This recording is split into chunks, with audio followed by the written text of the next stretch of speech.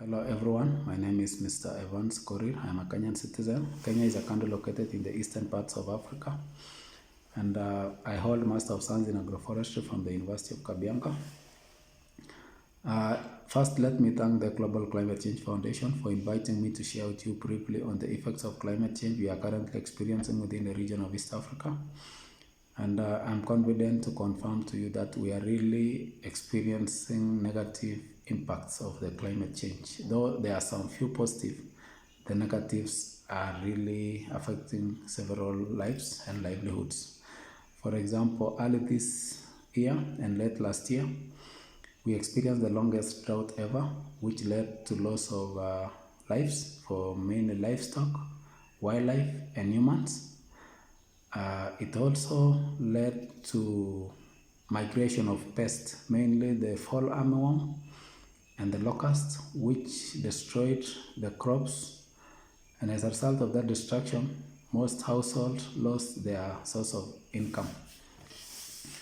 The people also who live in urban centers experience the food shortage. You know, for the rural people, they usually have reserves, but for the urban centers, they usually rely on purchasing the foodstuff from the groceries and the local stores. And due now to the decline in supply, the demand was high, and it also resulted to hiking in the food prices, which most people now were not able to afford. And as a result of that, it results to insecurity because people were forced to steal for them to get something to feed their families.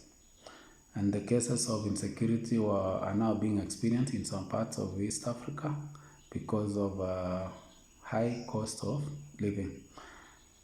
Another issue we experience is since the rains now are unpredictable, farmers are now risking. So farming now is not a good venture for most people because yes, the farm produce generate more income, but the risk you also undertake the farming is also high. So some people have opted out from undertaking farming to concentrate on other business, and that's why you find now most people want to get food, but most people don't want to go and practice farming. That's a very, very challenging scenario we've ever experienced because you find people don't want to take risk, but at the end of the day, they need something to consume on their table. And the most affected people are the low-class people because for the rich people, they can afford to buy technological machines so that they can undertake irrigation in their farms. But now the poor people cannot be able to undertake such expensive farming technologies. And the climate change has really affected the poor because also, as you know, the dependent on natural resources are mainly the poor people because they harvest natural resource for sale.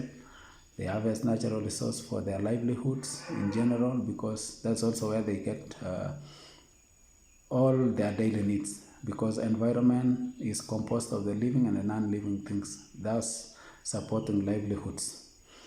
Another thing we are now experiencing is the heavy amount of rainfall, which in turn it has resulted to destruction of crops because the rainfalls now are becoming unpredictable, and now you find most farmers lose their crops to destruction by rainfall because of timing. The social calendar has really changed. It is now raining in the month of November, and as a country, we usually experience heavy rainfall in the month of April. And that's why the government of Kenya decided to set up 13th November 2023 as a national public holiday for tree planting. And why tree planting during this time period? Because most farmers and most citizens could not engage in other farming activities because the rains are destructive, thus it will destroy the crops. But the trees are resistant to to heavy rainfall.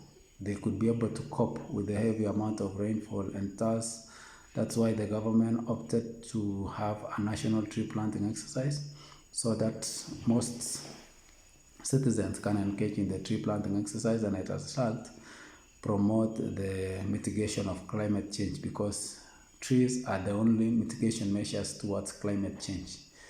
Now, that's just to mention but a few. Now, we ask ourselves, what causes this climate change? Climate change is caused by the greenhouse gases, and carbon dioxide is the major greenhouse gas which causes climate change. So, since now it is a gas which causes climate change, and we are all aware that gases are transboundary, they don't know the boundary, they cut across all the continents, and thus we should take it serious and have take an action to combat this issue of climate change, because if we can't take any action, all of us, all human beings, all the living things in the environment will be affected. And we know humans are the custodian of this planet.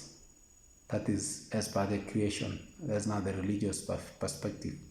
We know humans are the custodian of this planet, and therefore, if we can't take care of this planet, we will all perish.